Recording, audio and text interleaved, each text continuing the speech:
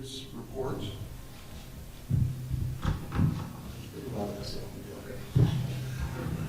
Mr. Mayor, if it would be appropriate, I could give the council an update on the city manager hiring process. Okay. I presume that's acceptable to all of us. Okay. We received a proposal from S3. I think it's S3 Services. They're affiliated with AML, the Alaska Municipal League. Received a proposal from them today, and I've got some outstanding questions for them. And if those questions are answered in the way that I expect them to be, I'm probably going to enter using the city manager's authority to enter into an agreement with them for a month. Their services are approximately $7,500 a month, which gets us HR services. And then I'll return on the December 3rd meeting with approval for that contract to possibly enter into more months.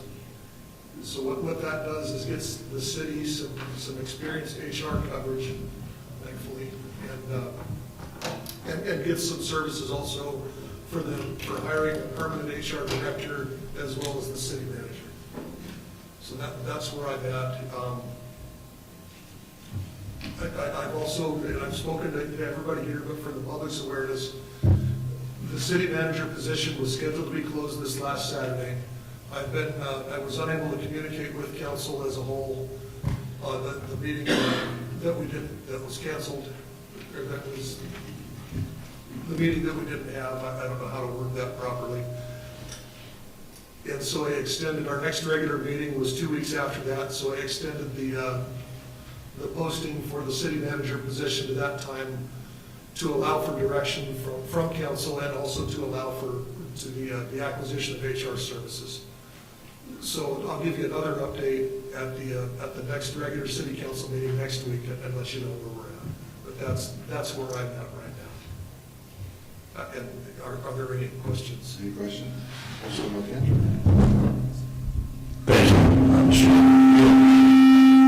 You don't need anything from us. I don't need anything from you. I'm giving an update for the, Okay. It's the same update that I've given to council and making sure the public is aware of where we're at. Right. And so these services, at least so far, come in at $7,500 a month. Seems In that awfully neighborhood. cost effective, like, maybe they should be doing this business for us for longer than a month or two. But we'll see when you come to us on Tuesday. Thanks, sir. Sorry for the feedback.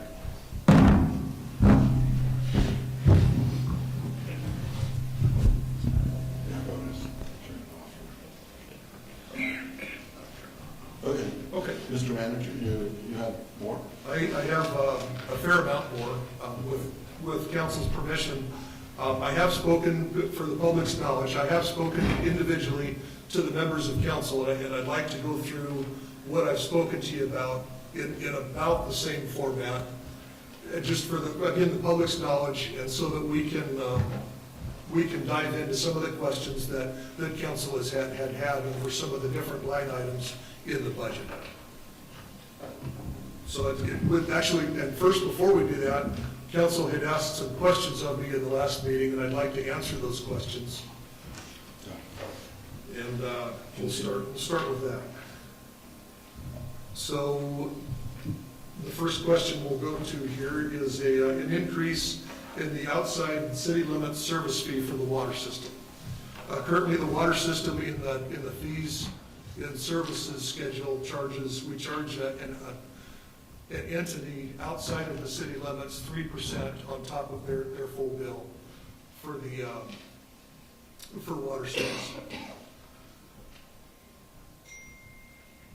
Let's see, the estimated revenue from this in 2025 is about $17,000, and this covers about 300 customers. The two largest customers that this affects would be the Matson Regional Hospital and the Matson College.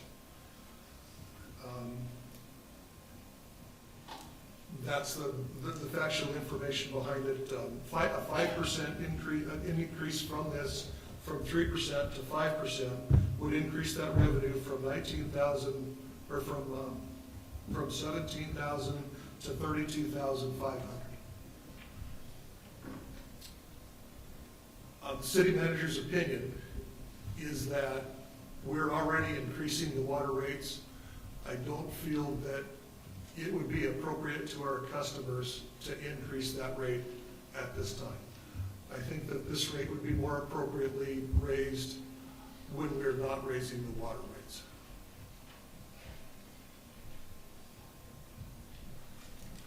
Are there any questions on that? Councilman Alcantara. Yes, sir, I don't know the answer to this, but start rates annually.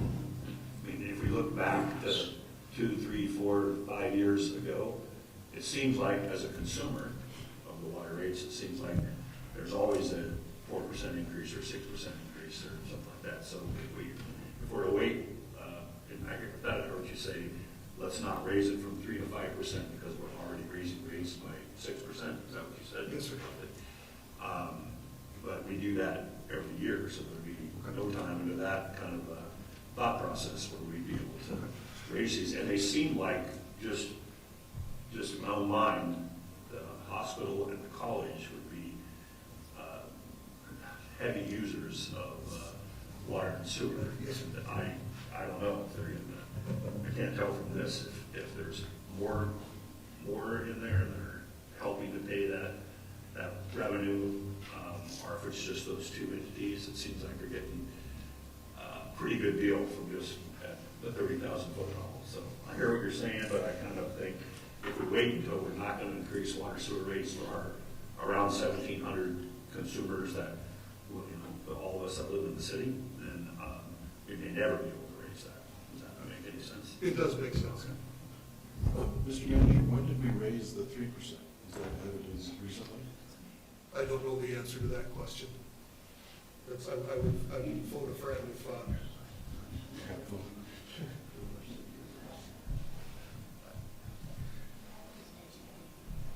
see the table before you. 2023. 2023, so last year.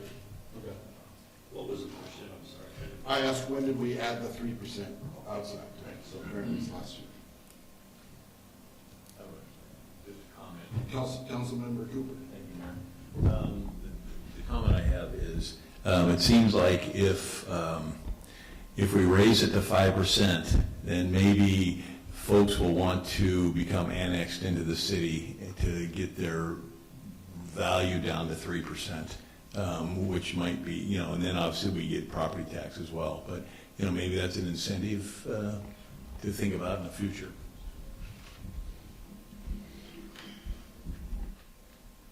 Councilmember West. Thank you, Mr. Mayor. I believe there might be some sort of, in the rate increase outside of city limits, I believe that there is a parameter that we have to work within, or then we have to have a rate study done. I just want to make sure that when we go down this discussion, that we don't click off something else that will cost us more money to go down. I can't recall exactly what it was, but I thought that it was, if we had rates that were different than outside city limits, that there was a certain parameter, and we can only go a certain percentage above what we were charging everybody else on that. So just cautious us as we go forward.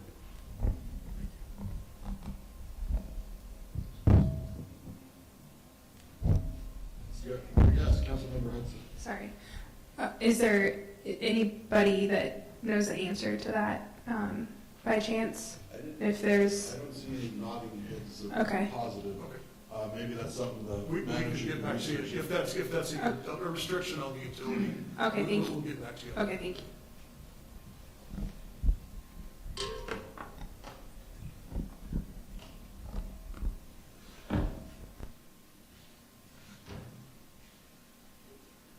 Okay, just, we'll continue on down the water path. There was a question posed by a couple of different questions about the way the city charges for water. Using the 5,000, we bill for the first 5,000 gallons. And if you use in excess of 5,000 gallons, we bill extra. And if you don't use the 5,000 gallons, it's just that flat rate. And the reason that we do that is to be able to, for the utility to plan ahead, to be able to develop, we can budget for future years. If we were to bill by the gallon, then that does not allow us a baseline for the budget to be able to develop the water system in the future years. It's something that is necessary for the water system to have and to be able to plan ahead. It's a planning tool for that enterprise fund.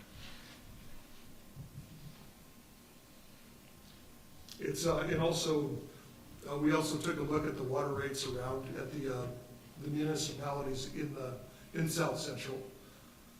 City of Palmer in 2024 rates will charge $85, this is the base rate for water and sewer, $85.35. The proposed increase will raise us to $90.45, again, for 5,000 gallons. City of Wasilla, for 5,000 gallons, charges $97.15 currently. City of Kenai is non-metered, charges $103.22. City of Seward is non-metered, charges $124.15. Anchorage is unmetered, charges $118.16 for the same service. Councilman Cooper. Do they charge extra for sewer as well? Yes, they do. This is the water and sewer, this is water and sewer for all of these, and the total of water and sewer for everybody. So it's combined and they're all compared. Yes, sir. Okay. Councilmember Calcantra. Should I give one more shot, Mike, or not? Go for it. Okay, the question, I appreciate the research, and that's good to know that we're the lowest of the 5 you looked at, and obviously these communities that do not meter, I just feel bad, so somebody just leaves their water running 24/7, oh well, kind of thing, and we have a meter reader that goes out and makes sure. Obviously, even though my family has shrunk in size, that they're all aging out and moving out, I still can't remember a month I use less than 5,000. So I'm always in that extra thing. But the question I had, I think, for Gina a few months ago, and I don't know how difficult, or maybe it's just not worth doing, but how many of our consumers use less than 5,000? Is there a way to find out if, maybe not by Tuesday, but a way to find out at some point that we have 500 consumers out of 1,700 that use 5,000 or less, or we have 100? A majority of our users use less than 5,000. A majority use less than 5,000? Yes, sir. Okay, thank you. Good research.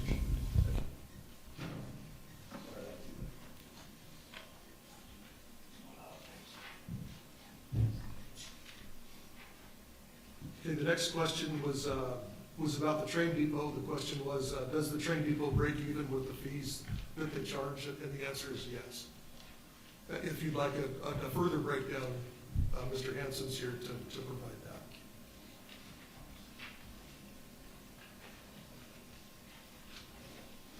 Do we want any more details?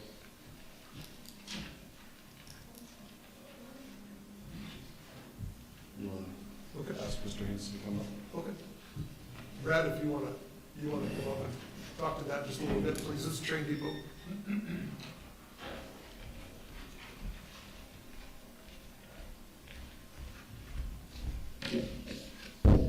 I didn't hear the question. The question is, does the train depot break even with the fees that we charge? Yes, it does. So in '23, we made $18,000. That's a net amount. '22 was $6,200.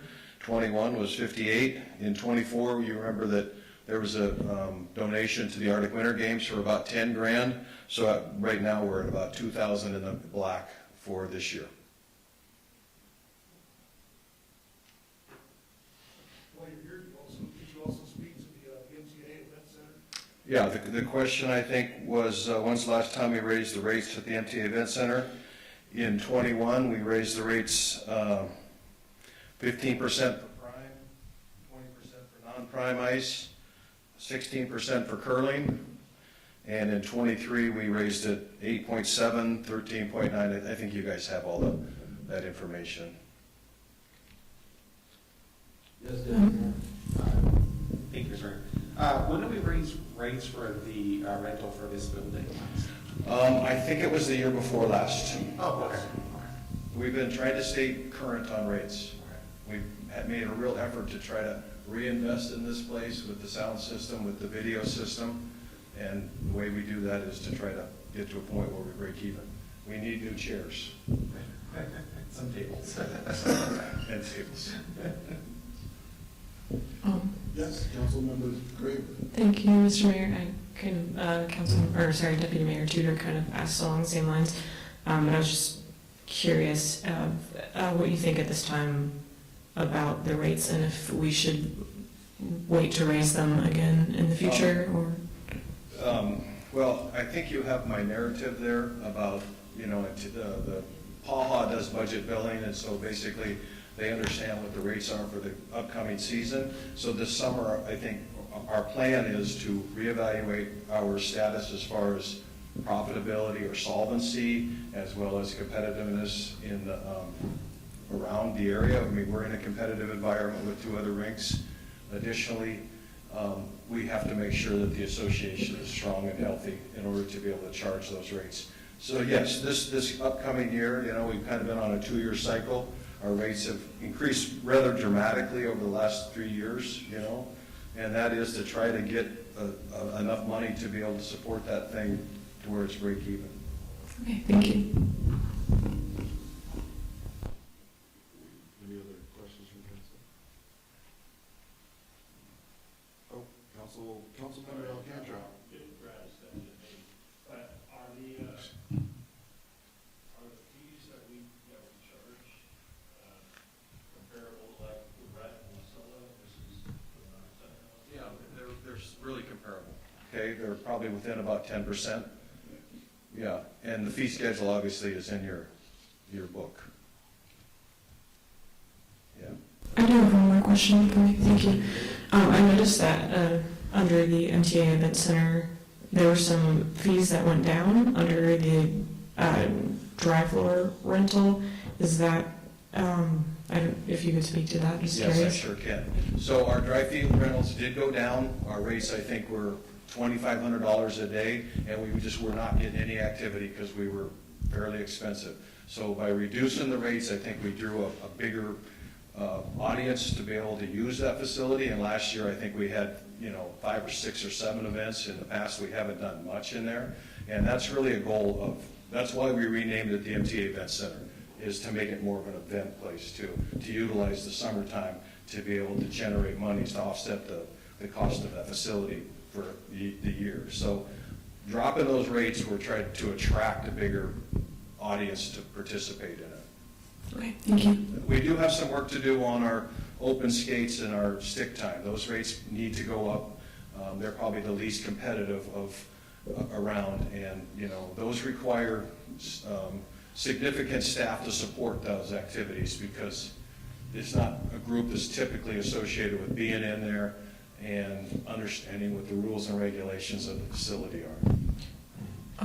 Mr. Mayor, do you recommend that we take a look at that now or? Those aren't as critical as the other ones, and I think if you bumped them 20% this year for the individual stick times, open skate, families do enjoy coming to the facility to skate, and you got 4 kids, and there are rates for families and stuff. Those rates could go up at this point. Rate adjustments for the hourly rates are best in the summer. Okay, thank you. Mr. Manager. Yeah, the last question from the last meeting that I have is talking to details about the hiring 3 dispatchers. The total of 3 dispatchers would cost the city $390,471, and the breakdown's for you there in your packet. This is calculated for dispatch 2 positions, so it is possible that if we do hire a dispatch 1 position or a lower level dispatch 2, that it could be less.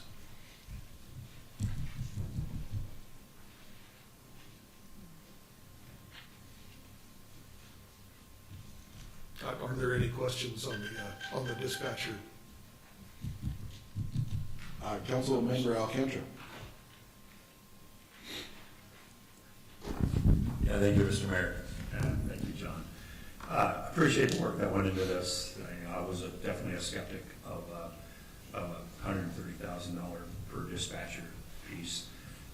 There's a lot of pieces, including paying back some of the unfunded liability. There's pieces of healthcare, averaging out over $3,500 per month. That was a little bit shocking to me. And then, as you mentioned, and you had to go somewhere, but a dispatch to level 6, and it enables the chief and others to make sure if they have a person with really good skill set and experience that they can hire that dispatcher at that level. My guess is it would come in a little lower than that. Not 3 people wouldn't be hired necessarily at that high of a level, but for the sake of argument, I'll say that I appreciate all the work that went into getting us this information. So, thank you. Sorry.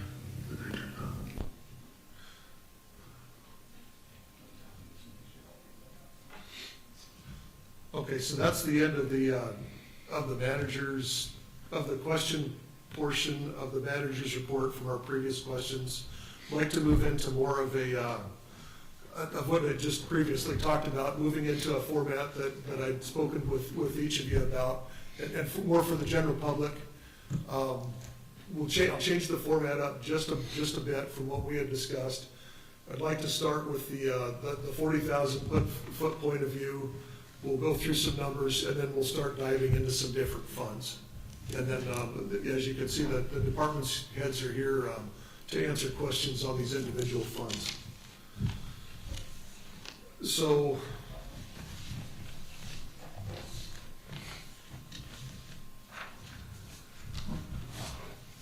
and one thing that I'd like to clarify with everybody, again, as I've done already, individually, is that this is the city manager's budget. This isn't, the budget could have been created by anybody, but this budget rests with the city manager. I'm currently the city manager. This is my budget. I own this budget. So my understanding from council is that this is not the budget that we'd like moving forward with. So what I've done is gone through with the different department heads and asked them for clarification and some change, if they had any changes to their budget. Speaking with Mr. Hanson on behalf of Community Development and with Mr. Billifer on behalf of Public Works, they had no changes to the operations portion of their budget. So it's the changes that were requested had come from the police department, from the fire department, and from the city manager. I'll go through those changes here in just a second. This budget that is presented has a $1.3 million surplus. So that's unallocated funds. The unallocated funds are split in 2 different ways. They're split into unallocated, like truly unallocated funds, totaling about $990,000, and unallocated capital funds, which total about $440,000. These are not exact numbers. The exact numbers will be, we can get from Gina as we start amending and getting closer to where council wants it to be. So moving through, what I'm going to do now is start moving through the operations portion of the budget. And I'll just list out line items here and get to a total. So it's in the police department budget, they're asking for $56,500 to go to the police department budget. Part of that budget is $40,500. In addition to the $56,500, there's $40,500 of overtime. Coming out of the 9G base budget, asking for $390,000. The number sitting in front of you there for 3 additional dispatchers. $160,000 for an opioid officer. The fire department is asking for $38,000 of additional funding in their operations budget. And the city manager has proposed $169,000 worth of a 2.5% COLA increase. The total of this is $854,000 in the ask. So now diving into the individual funds, we'll move into the police department. $56,500 is the total ask. That comes from three different line items. There's a request for travel and training. Travel to go up $15,000 and training to go up $12,500. And I would ask Chief Shelton to come up and speak to those, please.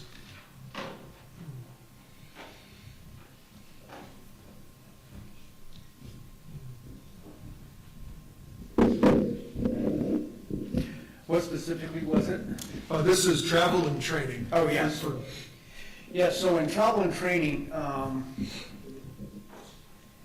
it's one of those categories that's kind of hard to budget for the police department.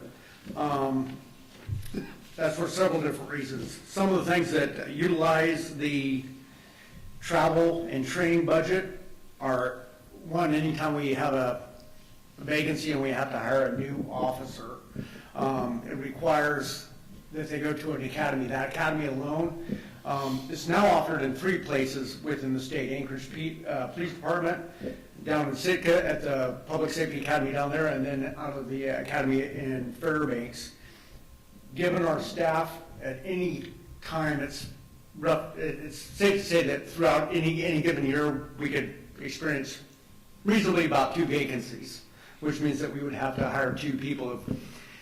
If they're brand new, that means they would have to go to one of those academies. The going rate for those academies right now is roughly between $13,000 and $15,000 per cadet, some of which is reimbursable through Alaska Police Standards Council, but it's one of those things that we would pay for up front, and then should APSC have funds, then we can get a scholarship for that.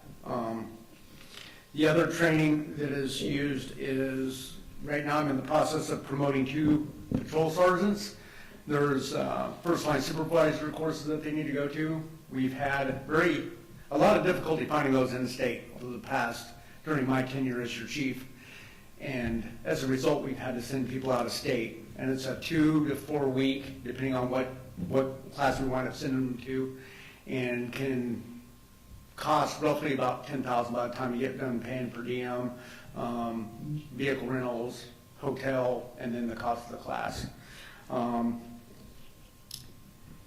Our commander, Shane LaCroix, is retiring December 15th. We are in the process of promoting another commander, and the reason why I bring that up is Commander LaCroix is our sole polygraph examiner. And to send someone to a polygraph school requires us to send them out of state, and the cost associated with that is about $15,000. With inflation and everything, it's probably closer to about $20,000, and it takes them off, away from here for about 10 to 12 weeks. There's recertification classes that our officers need to attend, whether they're a TASER instructor, a one-on-one control tactics instructor, firearms instruction. They have to be certified in that annually. And so that all adds to the training budget. A lot of those recertifications can be done in state, but anytime especially if we are looking at training somebody in a specialty, we typically have to go out of state for that. And so that's why that amount is put in there. It's kind of a best guess, if you will. And I'm happy to take any questions that you guys may have in regards to that. Deputy Mayor? Thank you. And to comment on question about the polygraphs, are those admissible in court? Or I always thought they were non-admissible, that's what you said. So they are admissible, however, there's ways to utilize them in court, let's put it that way. it's more importantly, we utilize them when we screen applicants in law enforcement. And so, ask the Police Standards Council, the approved thing is, approved method is that they pass the background, they pass all their stuff, and then, once a conditional offer is, presented, then they they submit to a psychological evaluation, and then also a polygraph examination, or a truth verification. And, we historically have, my daughter's calling me, sorry. Anyway, my train of thought. So anyway, we do that as a safeguard, and we have historically done it. There's a lot of value in it. It's not foolproof, but it's an added step, an added layer of security. And we've had people that look good to go and take a polygraph and then wind up disclosing some things that probably would make them fit for a better career. So, hopefully that answers your question. Thank you. You could hang out for a minute, I've got some more for you. I'll hang out here, I'm good. Councilmember Alcantara. Thank you, Mr. Mayor. Chief, I have to say you did a good job of explaining that, but the first blush, I was thinking to myself, okay, we got 3 years of actuals in this budget, and you go to the travel line and you see 16,000 in 21, 25 and 22, 19 and 23, and all of a sudden we're gonna go to 45 grand, and then kind of the same travel budget, or the training budget, 14, 19, 8, and now the 42.5. They seem like big leaps, but the reality is, correct me if I'm wrong here, the reality is that, budget's a living, breathing document, and if we were to put it through at the $30,000 level and not do the increases, you'd have to rob Peter to pay Paul from other things potentially. Or else you might have another year where it's only 25,000 or it's only 19,000. But you did a good job of kind of explaining what the, signposts up ahead might be leaning towards. But when I just look at that, I see that, jump from spending 19 to 25 and going to 45 just seems like, wow, why such a dramatic increase in this? And I actually did mention it to the city manager about, do you know ahead of time, like, hey, there's 3 people that need certain certifications in 2025, and they're 30 grand a pop, so I had to add 9 grand just for those 3 officers, and then I have to add this. So did you know this is why I need that sizable of a jump in those 2 budget lines? Thank you. Partly, yes. In 2023, we were sending, let me back up to the polygraph examiner, for example.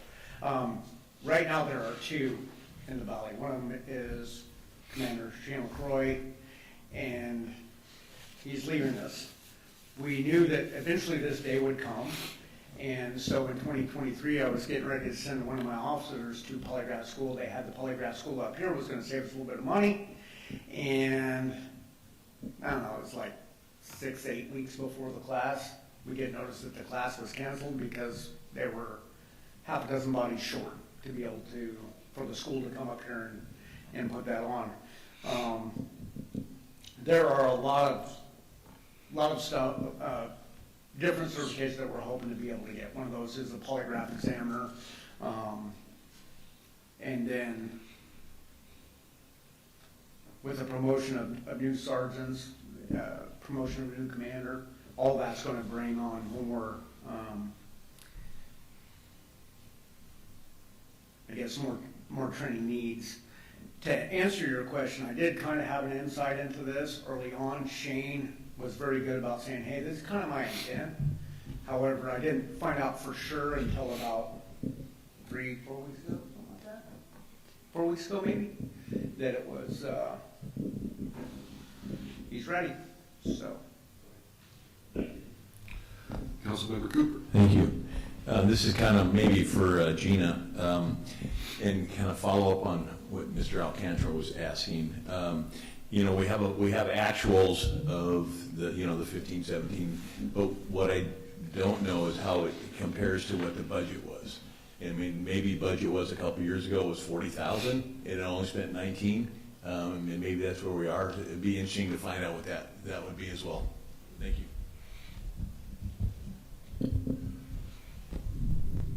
Okay, moving to the next line item is gonna be, and again, we're still on this first 56,500. The next is gonna be an additional ask in the office equipment budget of $29,000 for some software. Chief, would you explain that software, please?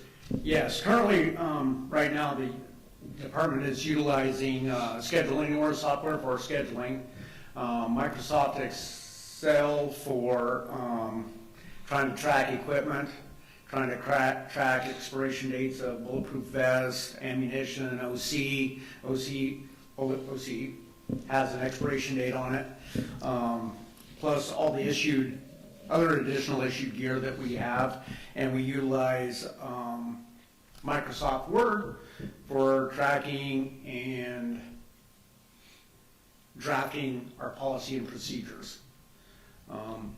For those of you that have experience working with any of those, wrong couple clicks of the keystroke and it's gone, or it's changed. And you're like, when did that get changed? Nobody knows. So what we are looking at doing is moving a little bit more into the future by using either these or something similar to these. One is Power DMS, which is a subsidiary of NeoGov, I do believe. They're associated with them anyway. And what Power DMS does is it's policy managing software, so that you have historical policies, you have new policies, and they're date and time stamped, and they're not editable by just somebody going in there to look at them. And then collective data deals with your equipment tracking. It's kind of a quartermaster program, and then they also have scheduling software in them as well that is a little bit more robust than the scheduling software that we currently utilize. Both of these they're subscription based. There's a initial startup cost for the first year. You're paying for the installation and the setup of it, and then every year after that is the maintaining of it. But it's something that I think would give us a much more robust policy tracking system, and for our equipment, our policies and our training, and then, yes. Thank you, sorry, I'm just curious about Deputy Mayor. Thank you, sir. With the pricing that, so obviously the 10,000 is for that upfront cost as well, and to cover the subscription for the year. What is it after that, after, this like a monthly rate cost? So on the yearly, the annual subscription for the collective data license, make sure I'm looking at the right one, hang on a second, I got a couple of them here. Okay, the annual subtotal is $10,500, the one-time installation is $3,200, and this is the quote that they gave us that is good through January 30th of 2025. So we'd be looking at an annual subscription of about $10,500 based on our users. That's for the collective data. And then for the Power DMS,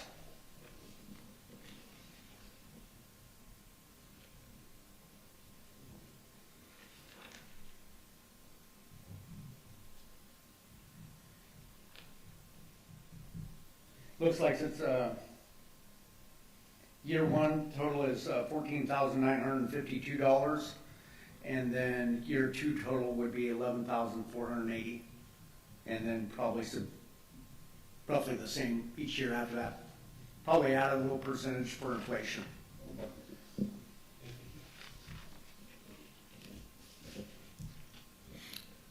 Mr. Manager. Yeah, and that's through the kind of the PD, the police department, I'll call them miscellaneous expenses. Now there's in that same fund, there's a police department overtime expenditure requesting to go back to last year's level of $40,500. I will say, before we'll let Chief talk here in just a second, I will say beforehand, if this is not approved, this is a line item that could be changed as the year goes on. This is not something that necessarily needs to have to be done in this budget session. So, and I'll let Chief talk to the overtime. Okay, can I back up real quick over to the office equipment real quick? that Yes, you were sir. talking about? There were some other things in there that have historically gone up, which is why that jump is more than just the two things that I talked about. There are some ongoing subscriptions that we have and other costs, software costs that have increased that have made, which is why the large increase to that. Going back to the overtime, we utilize overtime for call-out training, to cover people while they're in training, call out to cover, whether it be if we have a homicide or windstorm, people call in sick, that sort of thing. For court, the court is kind of one that, I mean, for the average person, you think, man, we should know when we have court. I'm here to tell you we do not. The court is not very good about it. And they'll have it scheduled for Monday, and they're like, nope, it's continued, and pretty soon crickets. And then you get a call Tuesday morning, hey, you got court Wednesday.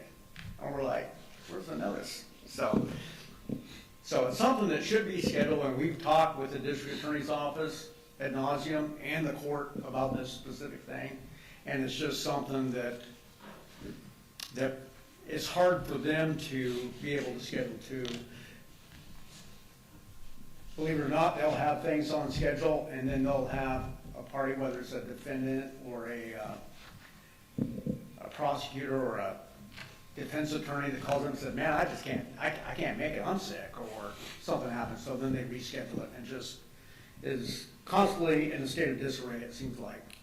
And what that means for the city of Palmer is that your officers don't have that notice, and they get called in, and we'll have to back cover their shifts, and then also they get paid overtime or call out for going to the court.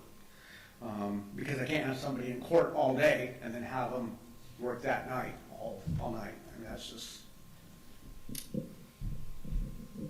not doable. So that's why I'm asking that is put back in there. Questions? Okay, moving on to the next line item, 9G base, you've got the numbers in front of you for the 390,000 for 3 additional dispatchers. What this does, currently what's in the budget is 4 dispatchers. It's not sustainable, 9G base is not sustainable at 4 dispatchers, and it's the city manager's recommendation that we go back to 7 dispatchers and add the $390,000 back in. Are there any questions on this? Or Chief, would you like John, to I speak? just want to make sure that we're including the right numbers with this. And it was my understanding that the dispatch was getting cut by 4 positions. It was, okay, my understanding was it was getting cut 3 positions and that there were 4, and I could be misspeaking. All I know is that what we're trying to fund is we're trying to fund 7, the original 7 that we had up until here when this proposal went through. And maybe Gina, can you tell, was it 3 or was it 4 that were? The current budget has a supervisor and 3 dispatchers. Okay. And so we're just adding the 3 other dispatchers back in to give us 1 and 6. Perfect. Then that's great. I just want to make sure that was clear. Yeah. Okay, thank you. The next line item is the opioid officer, adding $160,000 into the budget for the opioid officer. I am going to say to council that I have a son that served in the opioid task force, and because of that, I'm biased and probably should not offer an opinion on that. Are there any questions, additional questions about the opioid officer for the chief? Councilmember Hudson. I'm sorry, I have a question about what we just went over before. I Sure. didn't grab the mic in time, so I apologize. So on the paper that we were given regarding the adding back in, it says 1 supervisor and 3 dispatchers. But what was just said was that what is already budgeted for is 1 supervisor and 3 dispatchers. So would this be minus, would we take this proposal number, would we minus a supervisor from that number? Or is that the correct number then? I'm sorry, I just want to make sure. It said the current budget, the current 2025 budget includes 1 supervisor and 3 dispatchers, which is what's sitting in the budget packet in front of you. And Yes. then the cost of 3 full-time dispatchers is going to be the $390,000. Okay, So that all it is adding 3 additional people to this budget. okay, I just wanted to make sure that was the right number then. Thank Yes, you. ma'am. Councilmember Best.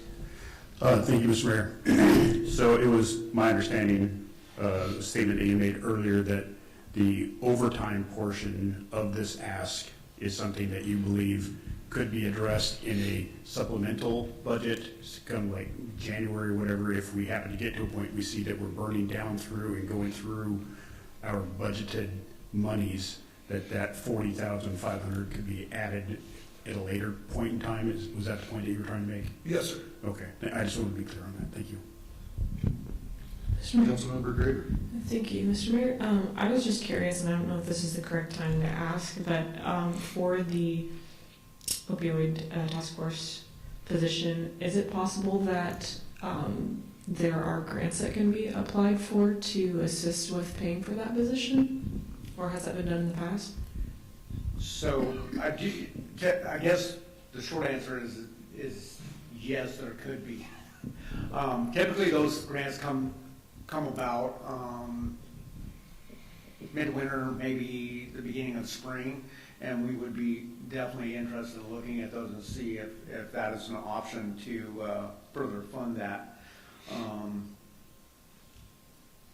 There are COPS grants that usually come open around April, I do believe, maybe March, that may help with that. The problem with those is usually when you get those, they're like, they start off 75, 50, 25%, and then you have to keep them for a couple years beyond that.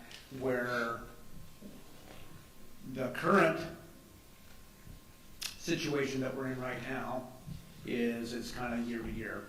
It's an agreement between us and the DEA, and it works out pretty well. I know I shared with you guys some information a few weeks ago about the DEA task force. I want to let you know a little bit about a current activity that we had and what we get by having a DEA task force officer from the city. Over the past week and a half, we've been running surveillance on a place up in Cedar Hills. It's an individual that I dealt with. He was one of the first guys that I ever sprayed. He's about 6'4". He was young then. I was young then. I was about 150 pounds, and it was in the field behind Chevron back in the day. He wound up going to jail for giving me a false name and had a warrant. And then in 2002, I wound up going to the drug unit. In 2005, Mike Grungram and I, we wound up investigating a meth lab that this individual was a part of. Needless to say, he since has become a felon, that sort of thing, and he's taken his activities he's from our town, has continued his criminal enterprise in our city. And my drug officer, Richard Clark, who's assigned to the TFO, is attuned to this. All of his DEA counterparts, ATF counterparts, and the Matsu drug unit, all have assisted you in your town in conducting surveillance on this individual. On Friday morning, they wound up serving a search warrant. As a result, I believe 2 people that were hiding in the house, one in the crawl space, and somebody else in there was arrested. He was not home. The person that we were looking for Later, he was arrested and his sister were arrested. He was found in possession of guns, and then also a sufficient amount of narcotics. Long story short is they're all in jail, and ATF is looking at charging him federally.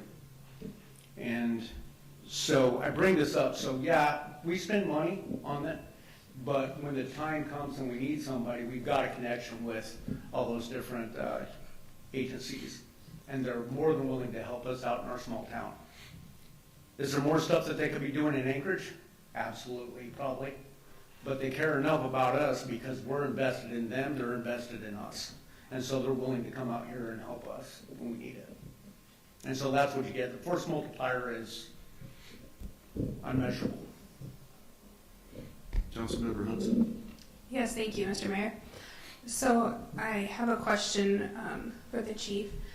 How much harder would it be for you all if there was that instance and you didn't have Mr. Clark as the opioid officer?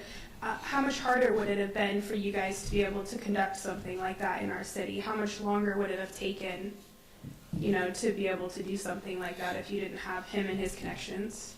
So I want to start off by saying that the officers that we currently have working for us are very proactive and are really great at getting stuff as they come across it, stopping the right vehicles, asking the right questions, that sort of thing. In a case such like this, it's almost impossible to do without having a team that's dedicated to it. To run surveillance on a place takes a minimum of 4 to 6 people. That's if it's static. If it's mobile surveillance, you can double or triple that, and even then it may be tough to tail somebody.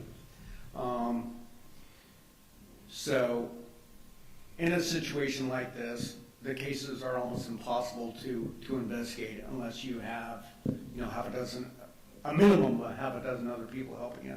In this case, I think what we have is briefing 30.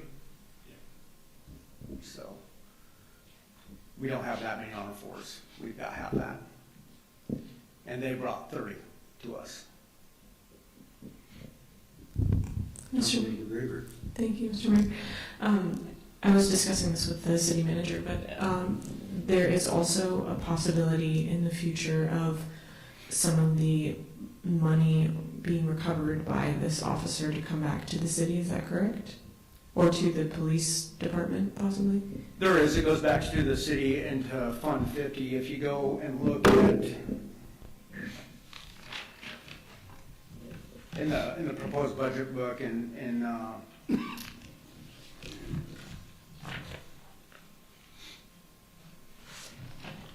I think it's at the beginning, first page, Fund 50.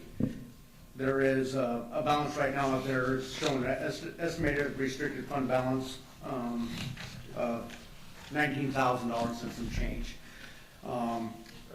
Page 100. 99? 100. 100. 100? Sorry, 100, sorry, yeah, I gave you the wrong number.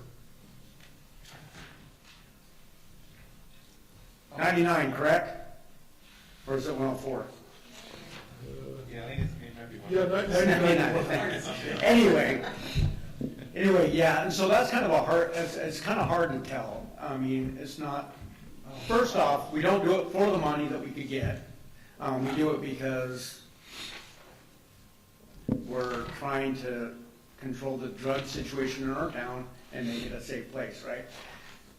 However, an added side benefit of that is through asset forfeiture and asset seizure funds.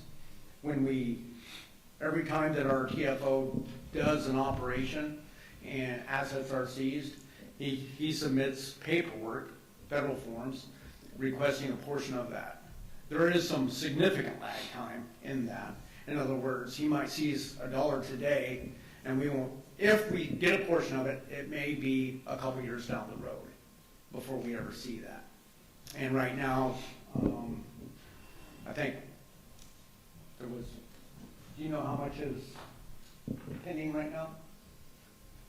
So it's equitable sharing, is broken down by percentage, so there's plenty of other people involved in it. However,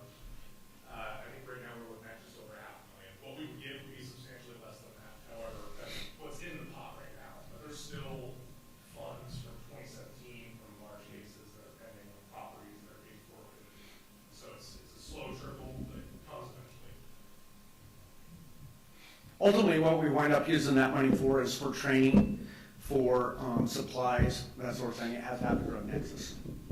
So, Councilmember Alcantra? Yeah, thank you, Mr. Mayor. Thank you, Chief.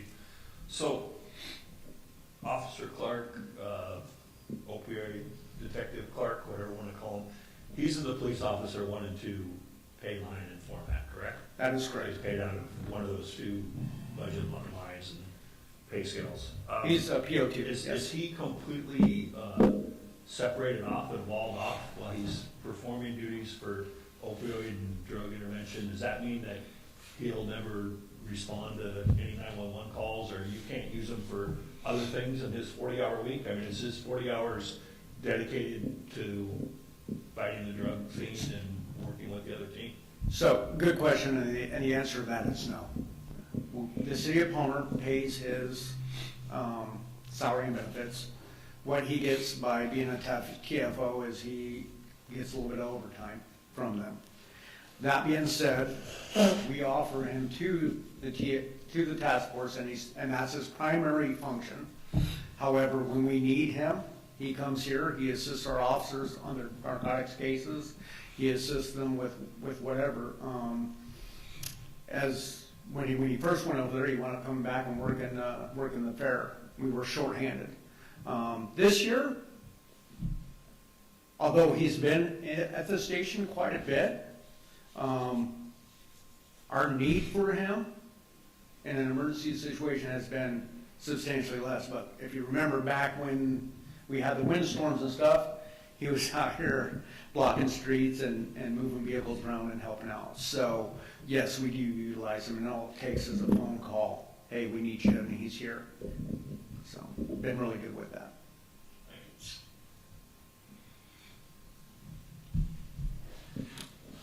Thanks, Chief. I think I'm at the end of the operations budget now, so. Perfect. I appreciate it. Can I ask a quick question? I just had a quick question regarding a pay plan, and I wanted to make sure that I didn't miss something. In there, it looks like under the proposed pay plan, it looked like maybe some changes have been made to the dispatch supervisor.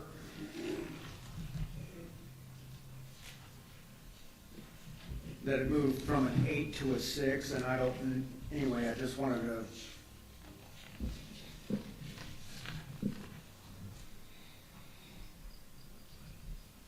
I wasn't sure if that was correct here. Hang on a second, I'm trying to pull up the 2024. Yeah, I'm showing dispatch supervisor in level 8. It is as level 8? Yes, sir. Yeah. Okay. So I think mine was wrong.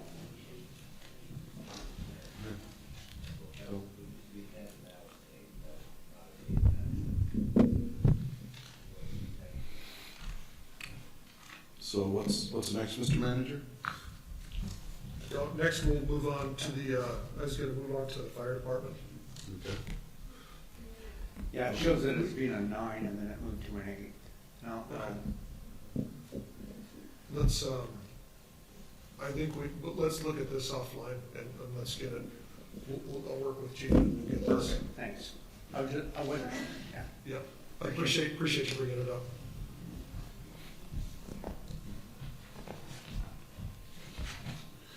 The next item I'd like to go to, the fire department is requesting $38,000. Like to reiterate, I know the council knows and a lot of but for the public's sake, the fire department budget has 2 sources. We're funded because the city of Palmer is contracted to cover the greater Palmer fire area. We're contracted by the borough to do so. So the borough covers approximately 65% of our budget that's listed here in the book. And the city of Palmer is obligated to about 35% of this budget. So we'll just say that before so any changes that we make to this budget have to be coordinated through the borough to be added to their budget as well. So it's a bit of a coordination exercise. The fire department is asking for, again, an extra $38,000. 35% of that will be paid by the city, and it's about 65-35. The city will pay for about 35% of that. Am I speaking correctly, Mr. John? Chief Prevost? Roughly. Roughly. So, the fire, and, what the fire department is asking for of that 38,000, it's broken down to, line item, equipment, 6053, adding $20,000 to that line item for, the repair of SCBA's, of air packs. The air packs are worth $10,000 a piece, so it's, I'm assuming that, actually, we'll ask the chief here in just a moment, what we'll be repairing, and, asking for an additional $10,000 in training, and asking for an additional $8,000 in overtime. And Chief, if you wouldn't mind coming up and speaking to the extra funding and training and to the SCBA, please, and to the repair of the air packs. Absolutely. What would you like first? Dealer's choice. All right. So, yes, 20,000 additional in the 6053 equipment line, and that is for parts for the SCBA's to fix, ones that we have out of service currently. We're guessing, based on pricing that we did last year, that $20,000 will fix 6 or 7 air packs, and then also get us a couple spare parts that we can have on the shelf to repair them, because we have gone through all of our spare parts, fixing broken things. Firefighters are hard on equipment, believe it or not. So that's where that $20,000 is. The $10,000 more in training. The 2024 budget was for $44,000. The proposed 2025 budget was $30,000. We're asking for $40,000, so still $4,000 less than last year's budget. The reason that we jumped between previous years and 2024 is we are starting to bring in an outside instructor annually.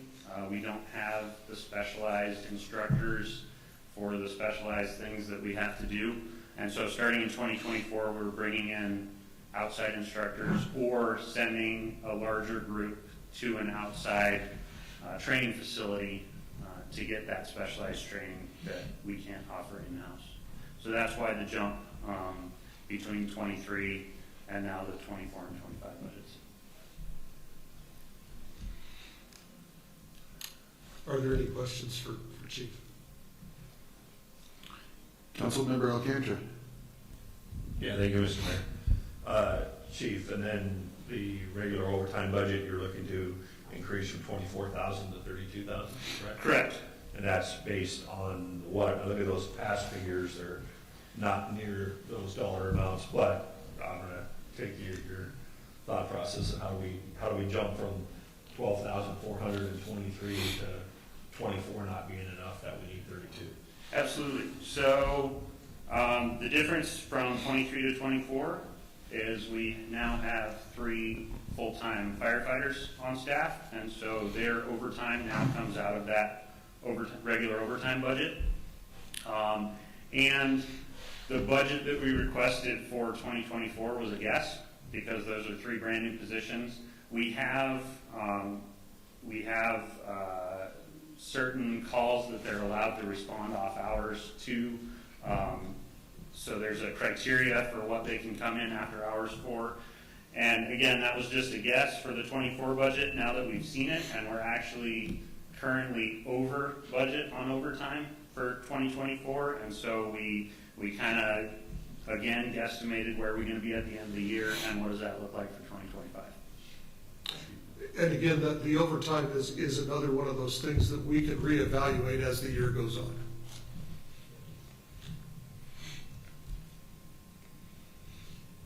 Any other questions? And that's all I have for the fire department. Are there any questions for Chief Prevost? Thank you. Thank you. And the last item I have for you on the operations budget is $169,000 for COLA. I don't know if that doesn't look like that's in the packet, so. What is It's on the table. It is on, oh, there it is. So what this is, the $169,000 is going to be how it affects the unallocated, how it affects the general fund. And then there's a breakdown down below of $16,000 for the water sewer fund, a little over, about $4,500 for the airport fund, $4,000 for the solid waste fund, and for the police services fund. These are the different enterprise funds that will be affected by the additional COLA. Are there any questions? Councilmember Hudson. Yes, thank you. My question is for the city manager, were there any other positions that were moved around on this chart except the dispatch supervisor? We need to research that. I just found out about that tonight. I don't know. Okay, thank you so much. So can I please request then, would that be from Gina, that we could see last year's report to compare reports from last year to this year for the Oh, whole? the current pay plan? Yes. 2024, yes. Thank you so And much. We'll be reviewing that. Thank you.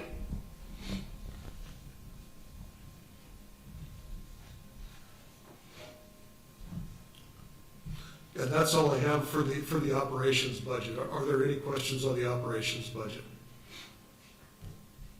Councilmember Grader. Thank you, Mr. Mayor. And just in your opinion, these funds are able to adequately handle the raise were we to go with the 2.5% COLA? In my opinion, yes. I would defer to Mr. Millifer if he thinks the water sewer fund would be able to, that'd be the only one that I'd have a question on. If he thinks that the water sewer fund would be able to handle the extra $16,000 annually. So I apologize, I did not hear completely your question, forgive me. Okay, I can't tell how well these things work.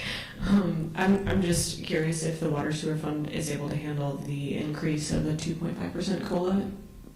It's an additional $16,000 annually. We can. Okay. Thank you. I assumed as such, but I mean, how far to get in depth, I don't, yes, that, we can. Thank you. And if you want to hang out for just a second, we'll since you're here, we'll move on to capital. Oh, we'd love to. Okay, so Public Works is asking to replace 3 trucks for asking for $93,000 to replace 3 trucks. And I'll let you speak. So what we are doing and have been doing, we have a fairly sizable fleet. And we have been, since I got here 3 years ago, have been incrementally purchasing vehicles because we have crews who are still using 2001 vehicles. The vehicles are not very reliable. Even though we have probably the greatest mechanic in the state, it's one person, and he does a great job. But it is, we have the floorboards are rusting out. We have welded in additional pieces of metal so that we have floorboards in those vehicles. But we are at a state where we purchase 3 new ones, and then we matriculate down 3 and sell the oldest ones we have on auction. So that is why I'm asking for 3 vehicles. Your decision on where we go from that, but we do have 3 2001 vehicles that my goal is to put them on auction and send them somewhere else and have our personnel driving vehicles that are a little bit more reliable and up to date. Councilmember Cooper. What kind of vehicles are we talking about? Pickup trucks. 350? Yes, 1 ton? 1 ton F-350 trucks. And then what we do with those trucks, because we rotate them around, some of them we will pull the beds off and put a flat deck on. We do that in-house. And then we convert them to sanders in the winter. Otherwise, we do other things with them. We have a lift bed on one of them. So we rotate around. So we start with the base vehicle. That way we have a commonality of parts. We have a commonality of systems. We can interchange, we take plows off one, put it on another, sanders, as I just mentioned, off one onto another, and that's how we do it. The sanders are especially corrosive, and we do our best to keep them as clean as you can, but obviously in the wintertime, we can't wash them down that much, and the sand and the little bit of salt in them just eats away the trucks. Yes, Councilmember Cooper?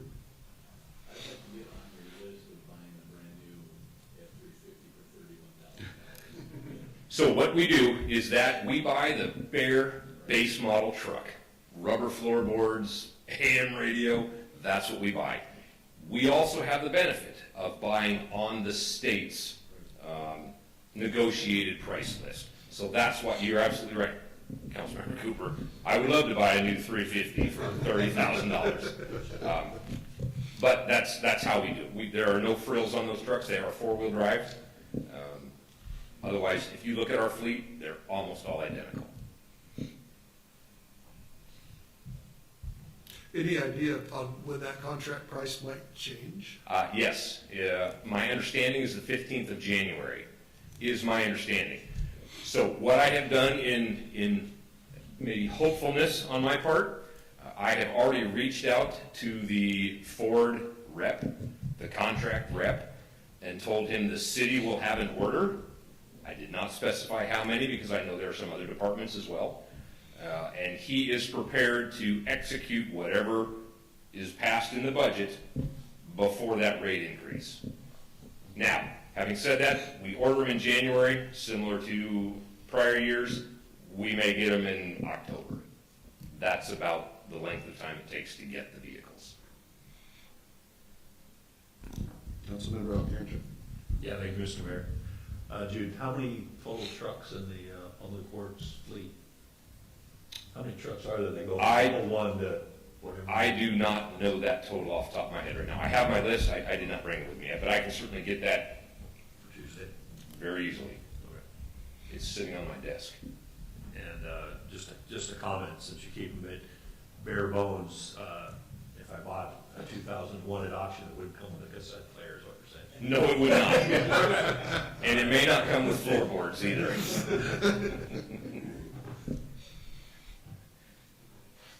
Any other questions for Jude, for the manager here?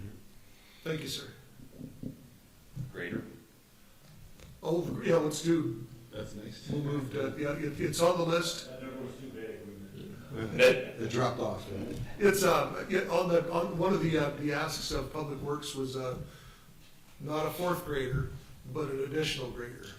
A fourth, Well, it would be a fourth grader. So as some of you remember, unfortunately,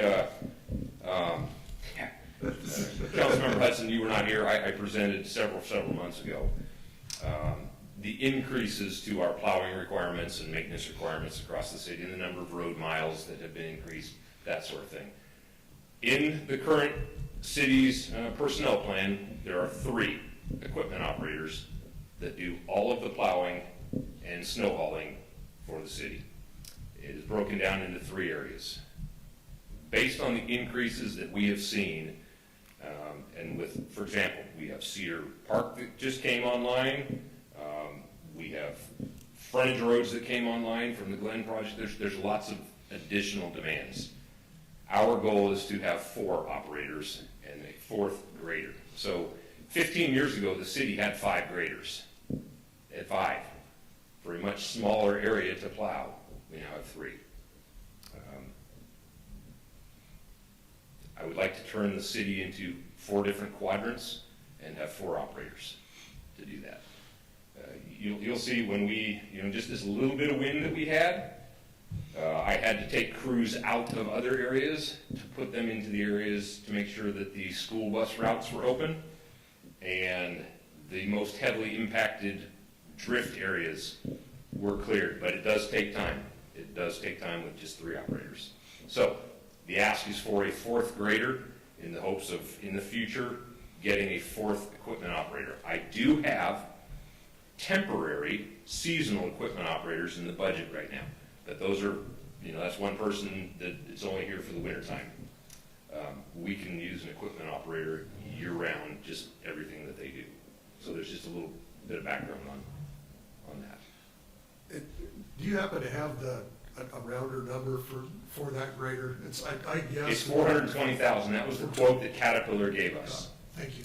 Now, that may have gone up because when I briefed that was a quote, and they actually had a grader that met all the needs in Seattle, but that grader has since been sold. But that's a really good starting point. Thank you.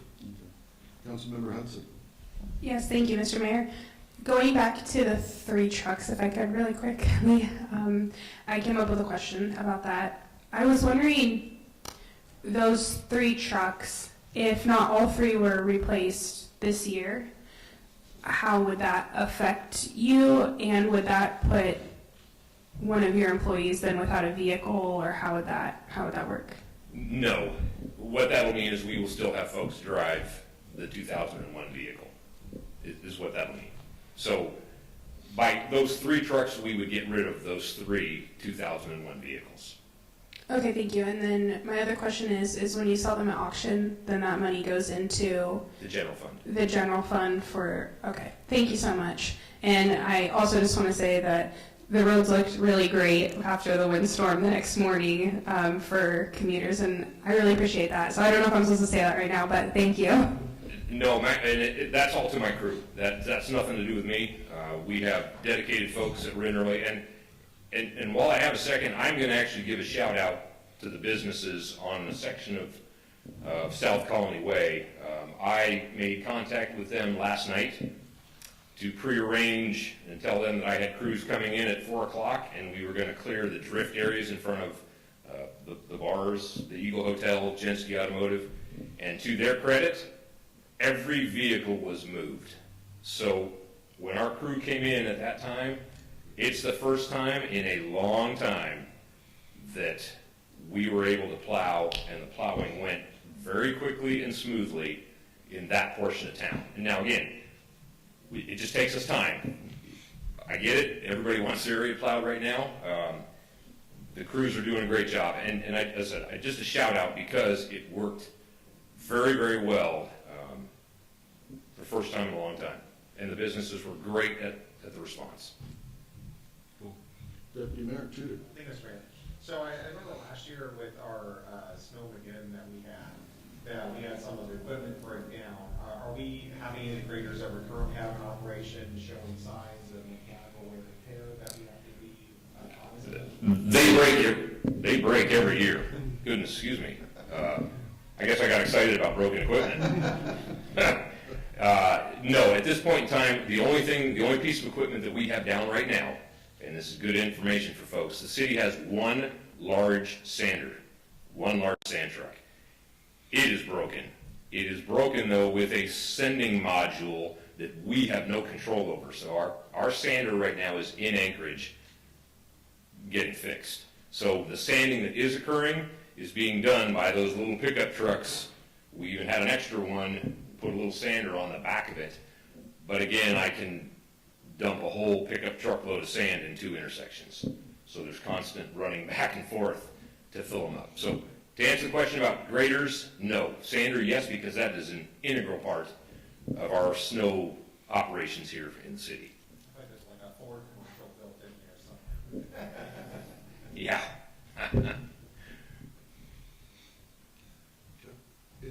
Any other questions? Thank you, sir. Thank you.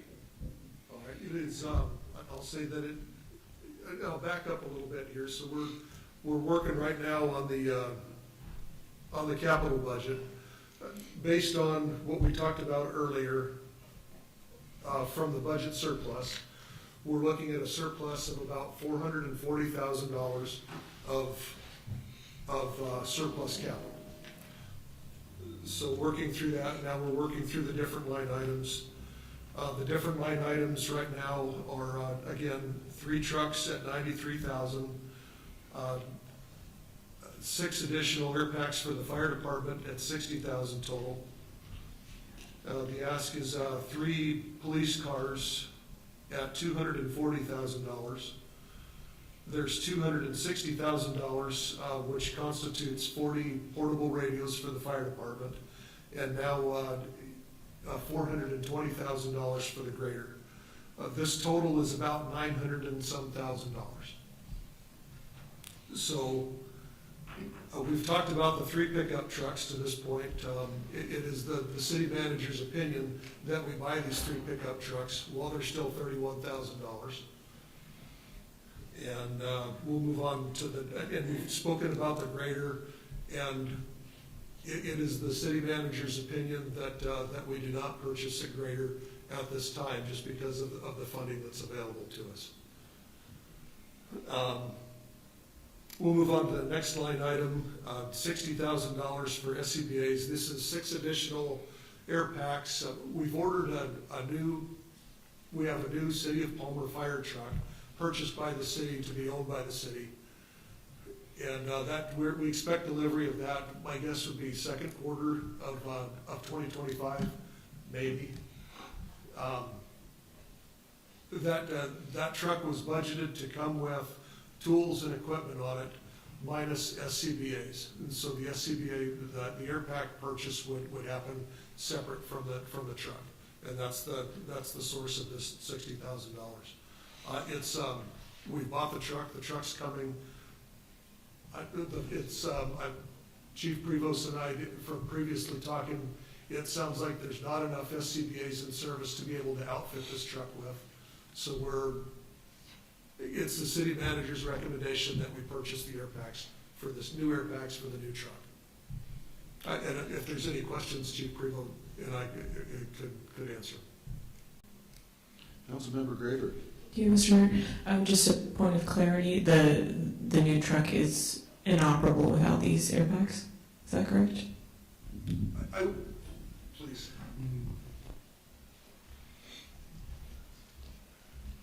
The firefighters on the trucks will be inoperable without the airbags. Yep. Yeah, so originally the request for the 2024 capital budget was for the engine fully outfitted. And then former manager Moosey cut it back to just the cost of the truck. So now we have to purchase to outfit it. Thank you. Councilmember Cooper. I tried. So earlier we had $20,000 to repair. Use the mic. Mike wants to use the mic, yeah.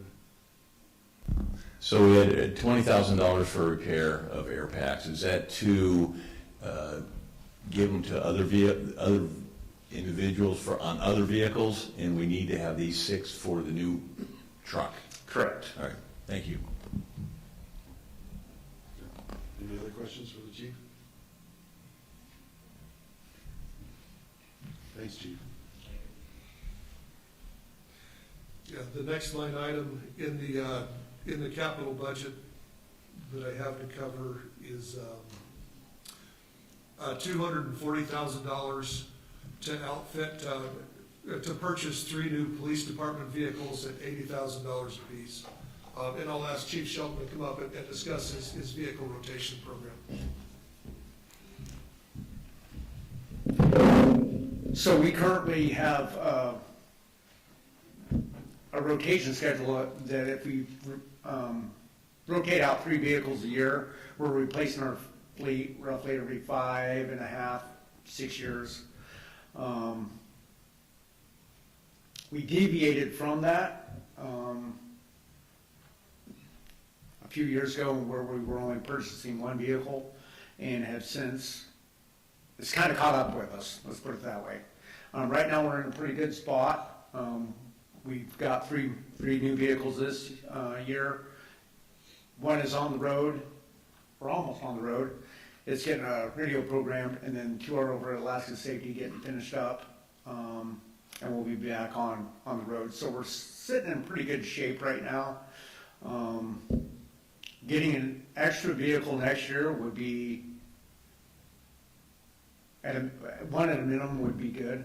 I will say that although we would like to have 3, I think listening to the needs and having other departments in the city that need a grader, community development didn't even ask for a truck and they could use one, my recommendation is for us to go forward with one new patrol car next year and use that money maybe to get a truck for community development and a grader for public works. I know it's not enough to reach that far, but it'll help.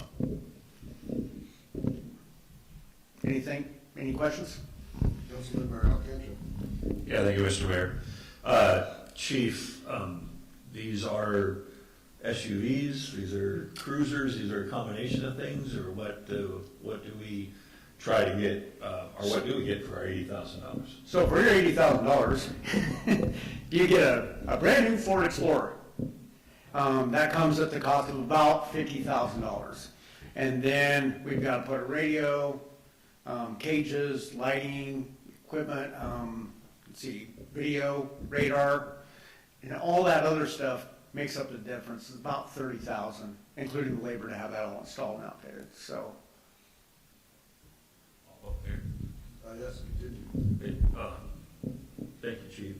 The other question I had, because you mentioned if you do 3 vehicles, it's a 5 to 6 year format, I assume. If you do, 2 vehicles, it's 10 year or so. And if you do a vehicle a year, you're looking at 12, 15 years for a About 15, 16, about 16 years. So is it more on these vehicles a mileage number that you look at, or is it the age of the vehicle? I mean, you have some 6-year SUVs that Yes. have 80,000 and some that have 180,000 or something like that? So the answer to that is yes. So what we try to hit is ideally the goal would be 5 years or 100,000 miles, or roughly about the same. And we would hit the 5 years before we ever hit the 100,000 miles. The idea is if we get on that rotation, providing that we don't wreck our vehicles, and they stay good, then we would be able to, at the end of 5 years, that vehicle would then become a spare. It would be a spare for 2 years, at which time then it could either go to another department in the city, or it could be auctioned off and we get a pretty good return from that. I mean, selling an Explorer with 80,000 miles that's 7 years old, it's going to yield a pretty good price on the auction block still. So that's kind of like where we would like to get. We're not there yet. Any other questions for the chief? Thank you. Mr. Manager. The next item I'd like to mention to council is $260,000 item for 40 portable radios. At the end of 2026, so we've got 2 fiscal years to work with this. The State of Alaska Land and Marine Radio System, the ALMR, is going to discontinue the use of non-TDMA capable radios. I don't know what technically a TDMA radio is, but the time domain I know is the TD.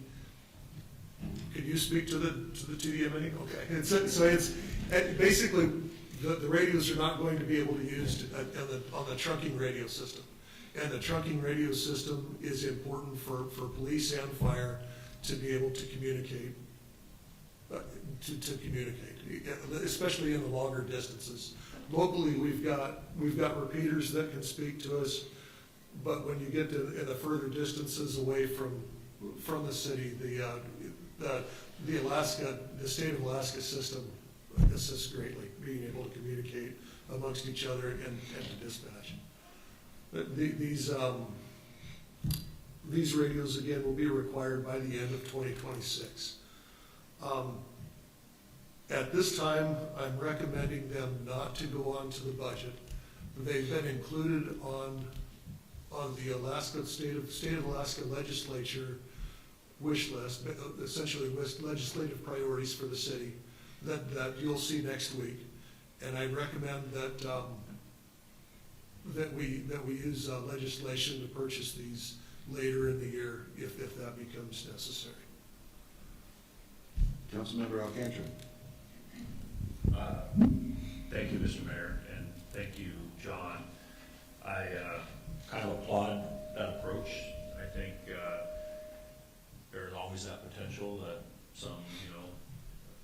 Homeland Security grants, some other things, some firefighting things, DNR, other things that could come from the state. So as it's part of your very limited legislative priorities or priorities, I think I like that approach. See, give it a session, you know, revisit this in June, and if things didn't go our way, then we know we still have till December of 2026 to fund these. And, you know, they're $6,500 a pop now.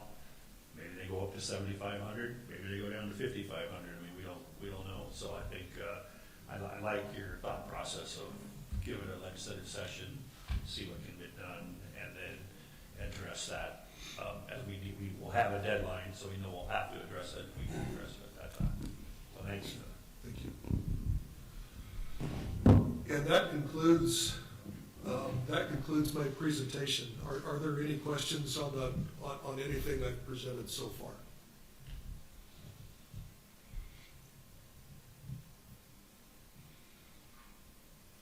Okay. Maybe we should take a 5-minute break. At least for me, anyway. Yes, sir.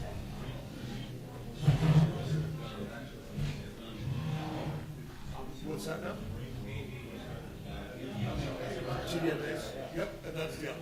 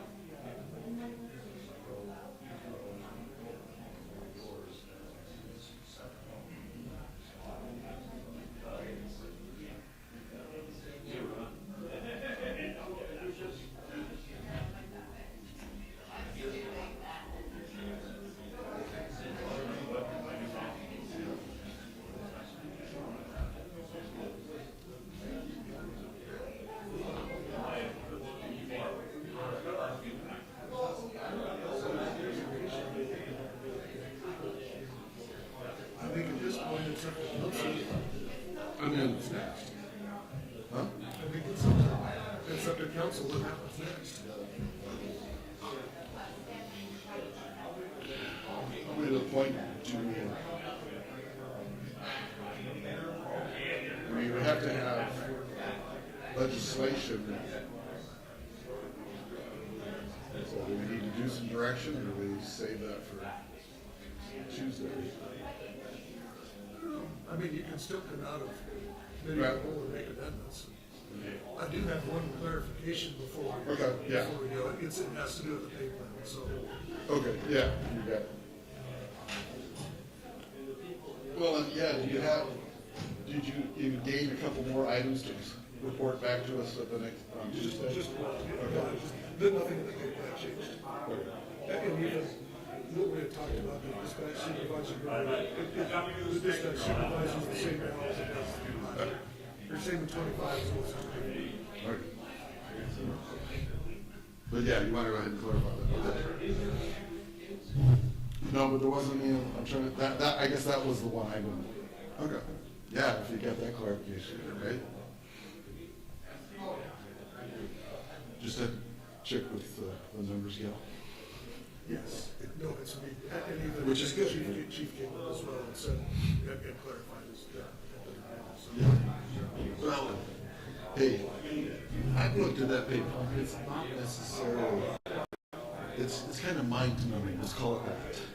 Just, you know, It's just a big block of numbers. yeah.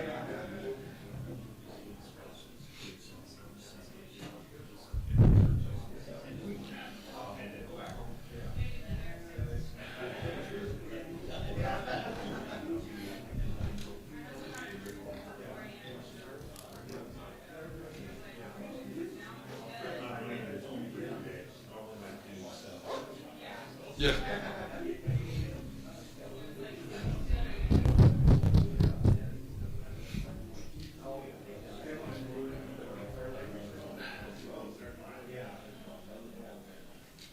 That's your department head over there tying up our people. I'm like, where's?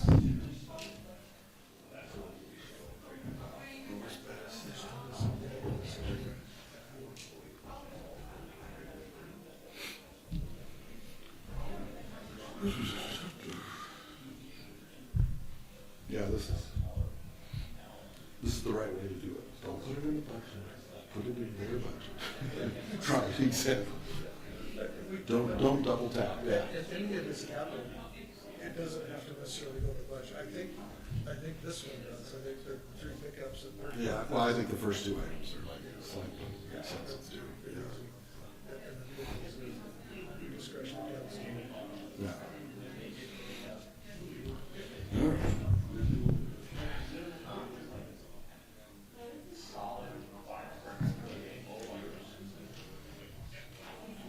They're just waiting.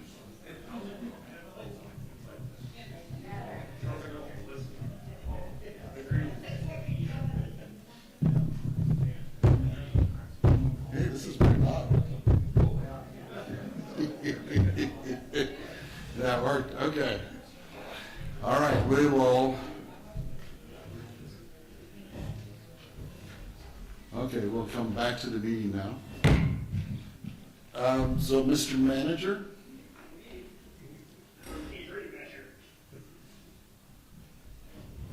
I guess I could have thrown that.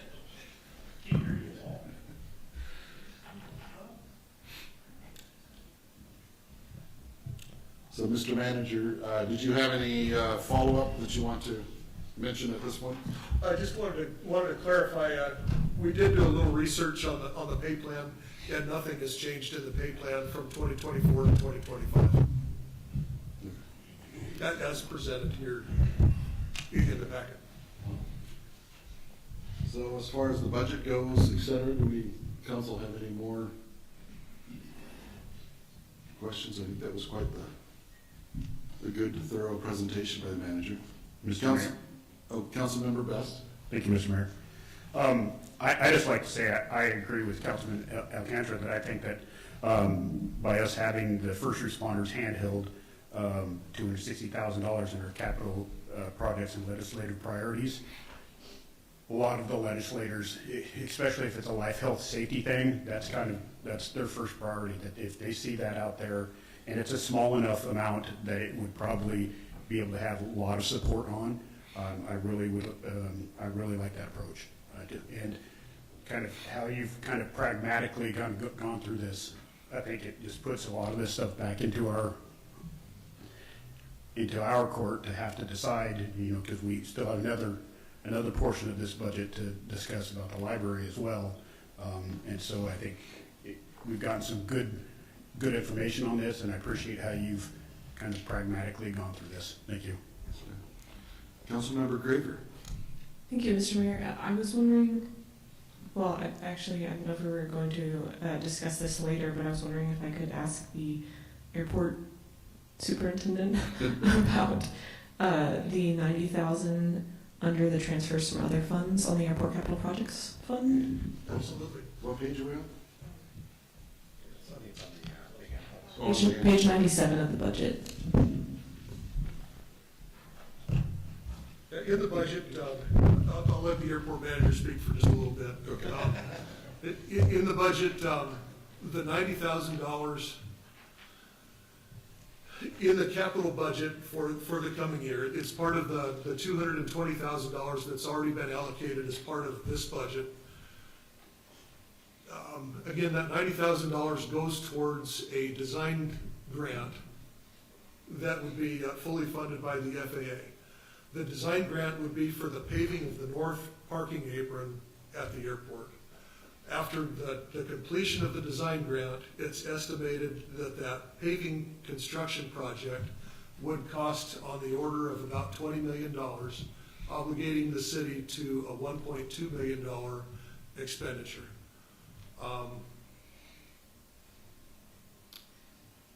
And at this point, I'll call the city manager back up online and say that at this time, I don't think it's a wise decision to obligate the city to $1.2 million expenditure in the future. And I think we should ask the airport manager to go back through, review the numbers, and be able to come up with a better way of paving that north ramp. Part of that north ramp, one of the parking aprons is going to be converted to a lease lot, which is going to generate more revenue for the city.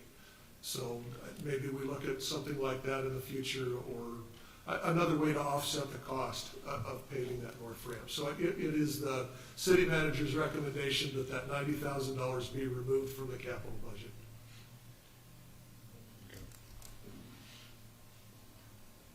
And thank you for asking that. I'd forgotten that.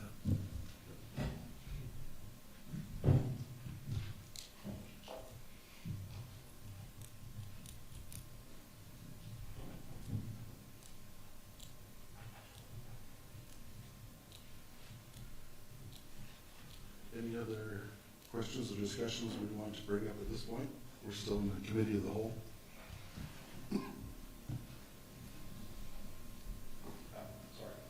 Yes, Deputy Mayor. To circle back on our capital improvements, where are we at number-wise? I know we had talked about, for example, if we reduce the police vehicles to the chief's recommendation of doing one, and then taking off the radios until a future date, where are we at with many of our minimum requirements for capital improvements? Just trying to make sure my ducks in a row. Because I think we're under at this point, is that correct? We're well under. It's, Yeah. just quick math says that we're about $300,000 obligated, Okay. roughly. I'm sure a calculator would tell us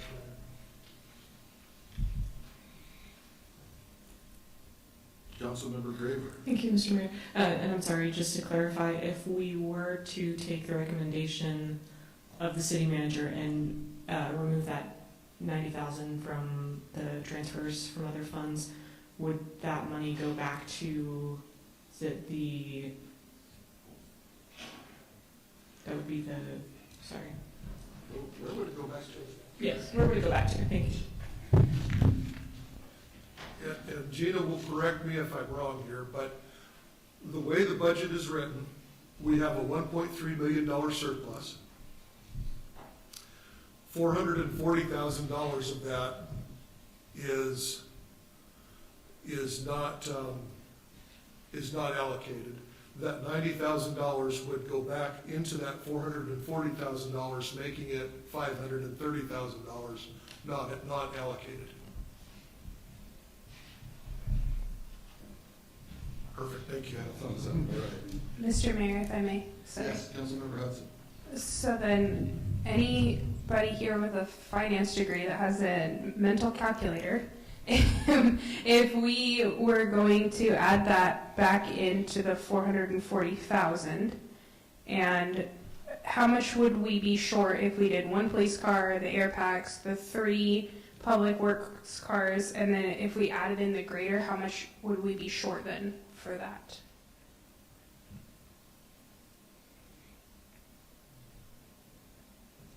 If we have, It looks, and from my just mental math, says we'll be about 100,000 over. okay, and then are we able to delegate a portion to like some kind of savings towards at a later time? Like say, we want to put a portion aside for a grader possibly next year, or do you see what I'm saying? Are we able to put portions aside for the radios in case or something like that? Yes, ma'am. The fire department does something similar with a fleet vehicle replacement fund, and that would be creating just a capital fund to be able to throw some money in for future use.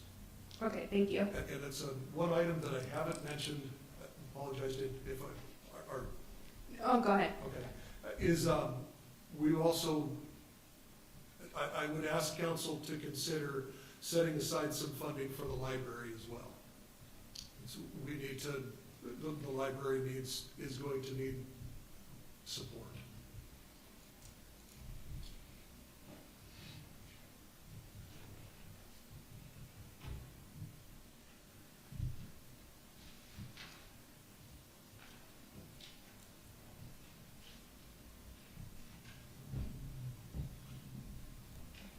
Councilmember Hudson. Yes, thank you. And I'm not sure if this is a good question for our city manager or maybe for Gina. I'm not really sure. Are you asking? You're suggesting to set aside funds for the library towards the overall payment, so hoping for less of a bond payment, or is it just for savings towards the library? Yes, ma'am. For savings towards the library, any dollar less that we can spend on the bonds is a dollar we're not obligating ourselves to for the next 20 years. Okay, thank you. And then I have one more question.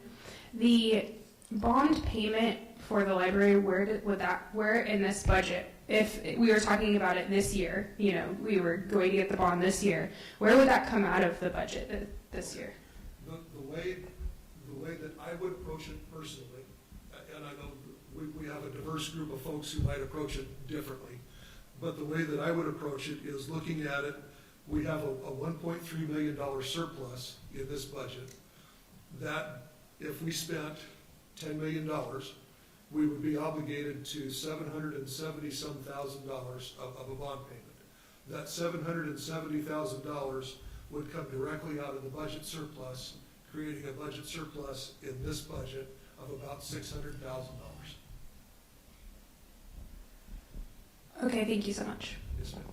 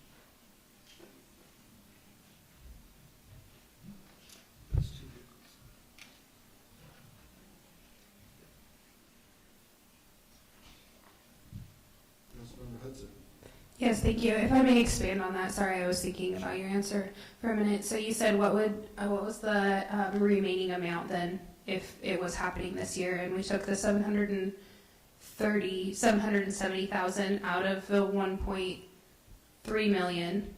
So then the percentage of that would have to go to the general fund. Just so a percentage of that would be unallocated, and then another percentage of that would go to capital projects and whatnot left over. But there would be a lot less there if originally 770,000 was coming out of our. The budget, the surplus would be cut more than half. Okay, thank you. Thank you for that. Yes, ma'am. Councilmember Best. Sorry, not to be dense, but I apologize. So you're talking about if the bond payment was coming out of the budget as presented, not the budget as we have just discussed about putting back into it. That's correct. The budget has I been. just want to make sure that we're clear about that. As presented, not the. And the 770,000 you mentioned is a bond payment? That's the amount, that's about the average bond payment if we spent $10 million, if we bonded $10 million. Councilmember Hudson.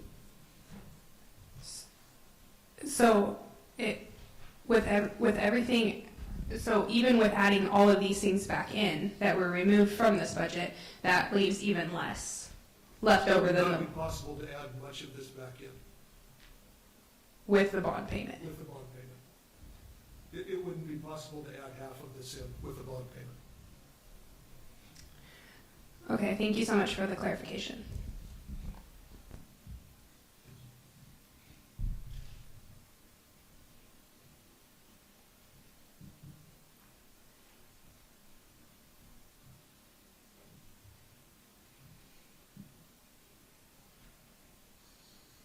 Councilmember Best. Thank you, Mr. Mayor. Do we have a copy of what the bond payment schedule might look like? Yes, sir. That's page 6. 7, okay, that's, I thought it was in here, but I just didn't have it on my, thank you.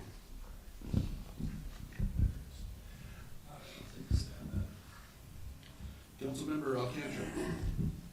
Yes, thank you, Mr. Mayor, and thank you, John. I'm glad you prefaced all that by, everybody will have a different take or a different thought process on moving forward. And one of my thought processes has always been that we're not going to bond for 10 million. I mean, I love the emergency worry that may have to be that. If we bond for 5 million, obviously that 770 is reduced to 385. And we're a long way from knowing what we need to bond for. But we do know that we've been, a library roof collapsed 21 months ago. So I think as we have these discussions next Tuesday about moving forward, I think we need to kind of keep in mind, we need to move the project forward. And it's sort of a pay-as-we-go almost scenario with that. I mean, I am a pie-eyed optimist, as you know, but I'm not thinking we're gonna get $8.5 million from the state necessarily, but who knows where we maybe get money from. I mean, we have 2 United States senators and a majority, we have a new House member and a majority back in DC. There's other things that could or could not happen. And we need to continue to know, yes, we're on the hook and we're gonna obligate ourselves to pay the bills and have a library built by summer of 26, summer of 27, whenever it happens. But that we're not suggesting yet that we have to go out and bond for $10 million at this point. Right? That's one man's opinion anyway, one council member's opinion. Thank you.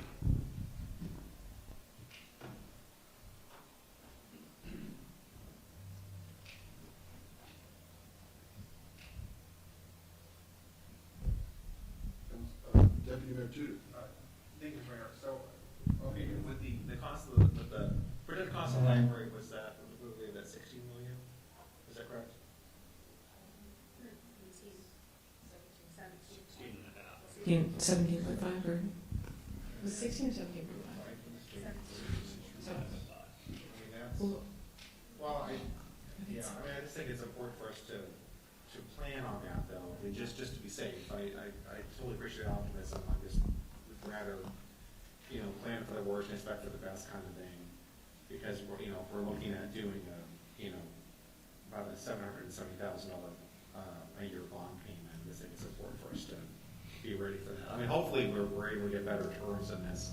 I believe from our finance director that this was the current rates. But I remember when we were looking at doing the library, I was told that we might be able to get like an FDA grant or some other federal bonds that were, I think I was told like something like, oh, it's like a 2% bond over 40 years. I don't know if that's still an option at all or not, or if we just have to apply for that kind of stuff later on in the process when we actually have a finalized design. But hopefully we'll be able to get something like that. Because I think we do need to move forward with the library. It's just that they're paid for it. Sorry. Councilmember Hudson. Yes, thank you. Councilman Alcantara, I just wanted to kind of respond to what you had mentioned.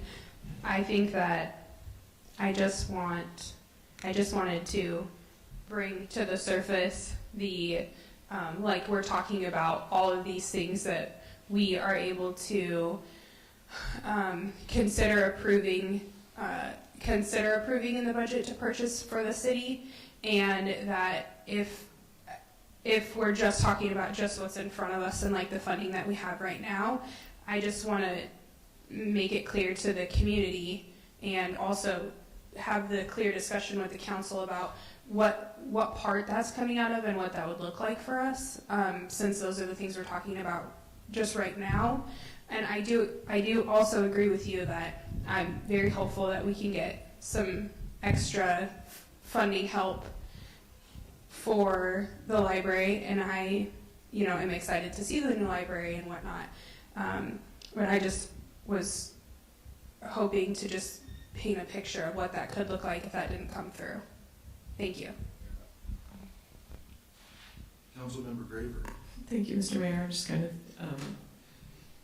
thinking out loud a little bit, but so I know that I think the potential library cost is $17.5 million. Is that what it's at right now? I believe it's. We're discussing 6. I think.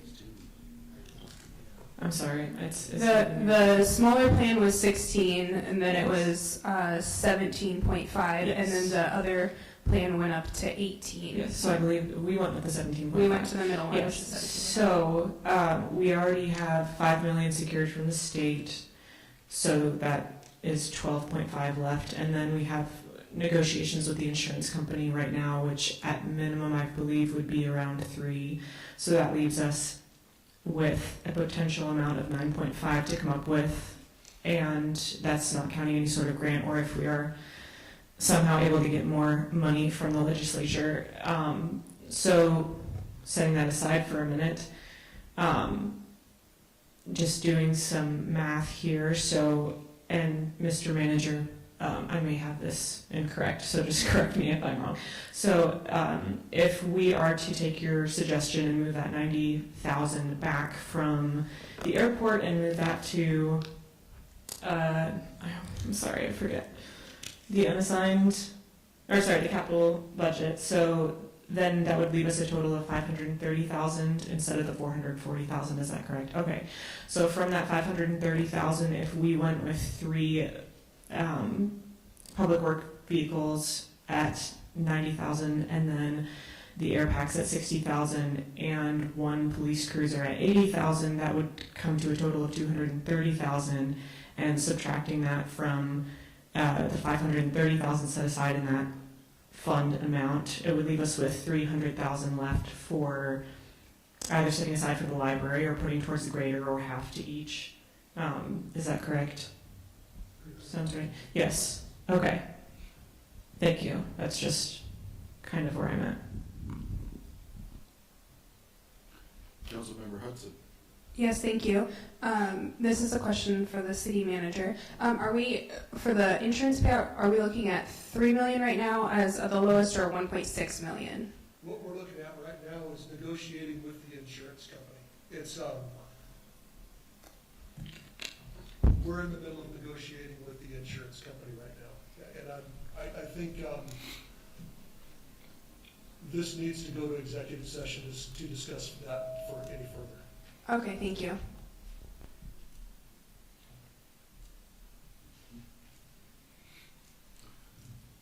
Councilmember Cooper. Thank you. Going along with what Deputy Mayor was talking about, that, I think you have to plan for the worst, and if we take 770 out, that leaves us 607,000 approximately, and if we go to the operating side of the budget, if you add the dispatchers, the opioid officer, and the 2.5%, that takes us over 700,000. So, already we're kind of in the hole at that point, and that's adding nothing on the capital side. So I think we have to be very careful in what we're doing. Granted, we might not be paying the 770,000 this next year, but that will be coming out of our budget. Thank you. Councilmember Graber. Thank you, Mr. Mayor. And I'm sorry, I may have missed this. The COLA 2.5%, if we went with that, that would come out of that same budget. Is that correct, or was that separate? That comes out of the operating budget. That's an operating budget. It's a total in the operating budget of all the different funds, all the employees and all the different funds. Oh, okay. Funded by the general fund. Okay, thank you. But it's a general fund item. Okay, thank you.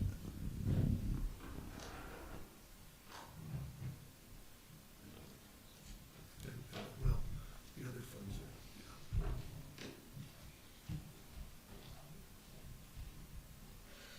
Are we ready to come out of committee of the whole?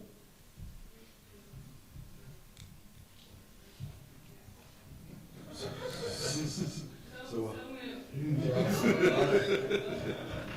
I think there's no objection to coming out of committee of the whole. Yeah. All right. There's the agenda.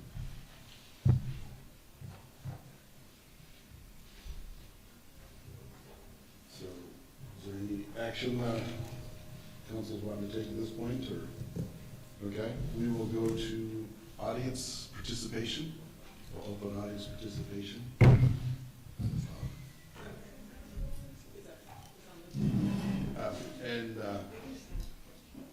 Yeah. So 3 minutes are allowed for audience. Sure, is there something?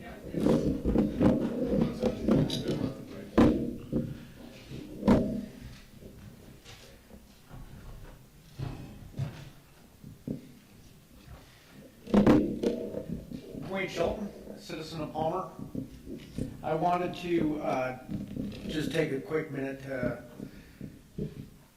maybe bring to light the grant teams that the City Council has authorized to be able to look at different grant funding opportunities, and maybe might be a good idea to get them looking at funding opportunities for the library. I know grants will be opening up right after the first of the year, and might be able to find a good way of maybe offsetting some of the costs there and helping the library out. Thank you.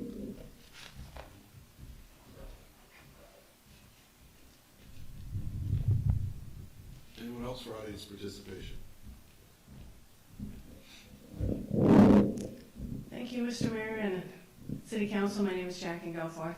If I had a budget like this, I'd be crying. If that library insurance payment comes in at $1.6 million, that means that the library was salvageable and there was no reason to trash it. And if everything runs perfectly and you give everything what they need to run, you're still going to be in the hole unless you get money coming in from somewhere else. And I'm going to liken the situation that we're facing here as a public. See, I'm in the land of what the heck is going on. And I'm going to liken it to a cart. You have a two-wheeled cart, and you put a brand new hub, beautiful new hub in the middle, as a city manager, in the middle of your wheel. And all of a sudden, $1 million worth of pressure started being put on that side of the cart, and the wheel was buckling, and the spokes were screaming, and the axle, I'm going to say that's the attorney, the axle finally got a little bit, got to the point where she knew it was going to break, so she said, oh my goodness, you guys, we have this problem. Okay? So what happens? Somebody goes and wraps the hub in silver, puts it in a silver bow, and runs it down the road so it can go be a hub in someone else's will. And then 3 people want to have an investigation, and they want to investigate the axle. They want to investigate the axle, and they want to investigate those spokes that were buckling. And then one of those people wants to take the whole cart apart. Take the whole cart apart and investigate that. But nobody wants to find out what on earth that hub was doing and why that $1 million worth of weight got added in that side without one person's approval. That was stolen from the city of Palmer. That was stolen from the citizens of Palmer. Nobody asked or approved an addition to that library before it got added in for us. And it was supposed to be somebody's offices. Whose? That's the investigation that needs to take place. What happened and what was going on? We don't need to take the cart apart, and we don't need to go after the axle. That's the dumbest thing I've ever seen. I'm sorry, I'm an author, I do metaphors. Seriously, if you want to know why people are upset, that's why. It makes no sense. You just wrapped up that very cancerous axle in silver, wrapped it in a bow, and sent it down the road to be a hub in somebody else's spoke so their cart can topple. That's what you did. And you're wondering why the people are annoyed? And you added $1 million to our burden. That man added $1 million to our burden. $1 million worth of weight. For who and why? Him? He came up here and said, I'm going to go add $1 million to that library because I want to. That makes no sense. Please, make it make sense. I'm a fiction writer. I actually have to have plots that make sense. And you wonder why we're upset. It's not hard to figure out, okay? If you get a $1.6 million payment for that library from the insurance company, that means it wasn't damaged enough to demolish. Thank you.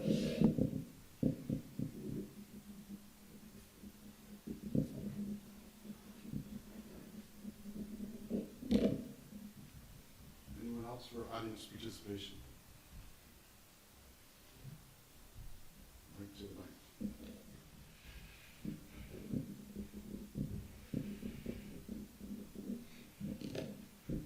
Thank you, Mr. Mayor, and members of council, and everyone else who in the audience for putting up with this first demo of how we can do it in the depot, and I think be heard reasonably well.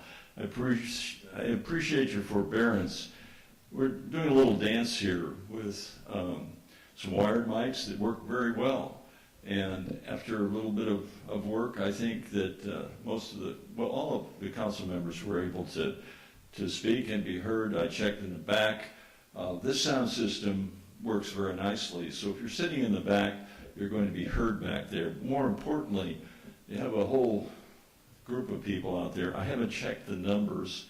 You've been running maybe 400 or 500 people watching this event and others like it. That's 10 times what you had before back in the day. So there's a lot of interest, but in particular, it's really helpful if someone who not only sees your mouth moving, but also can hear you and say, oh, yeah, that's what they're saying. So thank you for working with this. I think it came off pretty well. I'll certainly be hearing about this from the people who are out there. They tend to say, yeah, that was good. That was maybe not so good. Also, I really appreciated the presentation tonight, the focus on the budget. There are a lot of what ifs. Certainly insurance is one of them. Could be 1, it could be 3, it might be 5 million. We do not know that, and I expect that will come at some point. But I do know, having done a lot of grant writing in my own day, that once you have this design at a point where you can present it to other people, you will then be able to get a draw of other grant monies that come in. And remember also that you have the final say. This is a work in progress. It will be along the way. And if you determine that you have only so much money and you do not want to spend a portion of your general fund for payments, then you can do that. But right now, it feels like you still need more information in order to make that kind of decision. But thank you again. Is there anyone else for audience participation?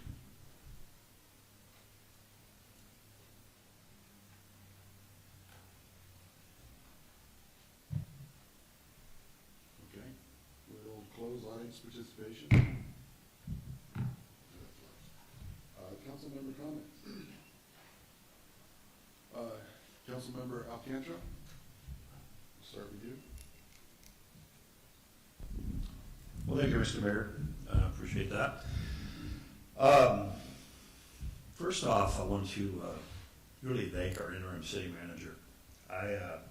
There was a reason we wanted a helicopter pilot to bring us in for a soft and smooth landing, and I think the work that he's done in the few weeks that he's been interim manager really showed tonight, and I applaud his efforts. I applaud his willingness to kind of really dig in and find out what was happening with the budget and how to restore some of the cuts.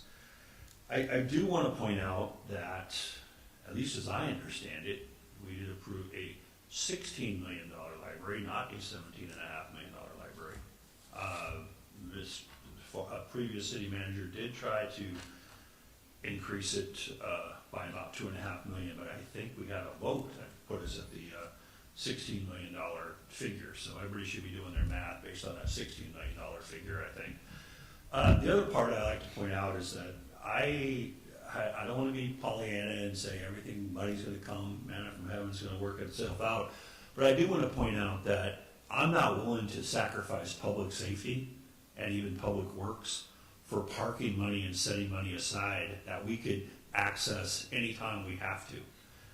If we find out in August or September of next year, after these things go, library plans go to bid, and we find out that we need additional money, we have over $6 million in savings we can talk about, have discussions about how are we going to do this. We also have an overwhelming vote of the citizens of Palmer saying they would bond up to $10 million. Nobody wants to go there. I get that. I was the one who said we shouldn't have gone there in the first place. But if we have to go to 4 million, 6 million, 8 million, 10 million, we have that authority from the voters overwhelmingly to do so. We don't have to, and we need to get out of that mindset that a previous city manager left us in, that somehow things were falling apart at the city of Palmer and that, oh, woe is us and doom, doom, doom. That's not the situation. And so I'm telling folks, yes, you can plan for the worst case scenario. Hey, we got to have bond payments of $770,000 because we're going to go for $10 million.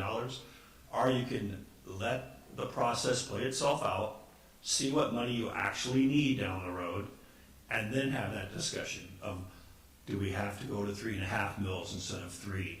Do we have to go to 4 mils instead of 3? You can have that discussion down the road without taking away dispatchers, without taking away opioid officers, without taking away other additions to the operating budget. Let's not ruin the day now in order to keep money in a rainy day fund. We don't need to park that money aside, and I hope that when we have budget processes here on the 26th and maybe on December 3rd, we kind of think, hey, this is, what do we have that we need now in front of us, and what do we have that we can have discussions 3 months down the road when things go to bid, 6 months down the road when some bills start coming due, and then we'll get real answers. What if the bids come back and they're 14.5? What if the bids come back and they're 18.5? I mean, we're going to have real answers down the road, and so let's not park and set aside funding for something that we don't know what we need yet. And yes, I hope we can get money through the legislative process, and maybe we will, maybe we won't, but let's let it have its due time and see where it takes us.